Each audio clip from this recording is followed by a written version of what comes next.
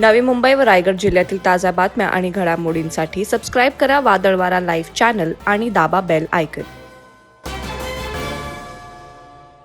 नवी मुंबईमध्ये एकच फ्लॅट अनेकांना विकून लोकांची करोडो रुपयांची फसवणूक करणाऱ्या दीपक जयस्वाल याच्या अखेर मुसक्या आवळण्यात पोलिसांना यश आले. कोपरखैरणे पोलीस आणि गुन्हे शाखेने संयुक्त कारवाई करत मुंबईतील टिळकनगर येथून त्याला अटक केली आहे. दीपक जयस्वालवर कोपरखैरणेमध्ये 7, वाशीमध्ये 5, एपीएमसी, सीबीडी, न्हावाशेवा, खांदेश्वर आणि रबाळे पोलीस स्टेशनमध्ये प्रत्येकी 1 असे एकूण 17 गुन्हे तर टिळकनगर मुंबई या ठिकाणी 5 गुन्हे दाखल आहेत.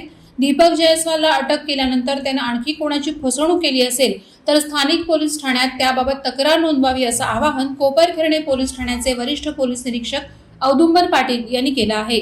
वादळवारा लाईव्हसाठी अमोल कांबळे, नवी मुंबई. नवी मुंबई व रायगड जिल्ह्यातील ताज्या बातम्या आणि घडामोडींसाठी सबस्क्राईब करा वादळवारा लाईव्ह चॅनल आणि दाबा बेल आयकॉन.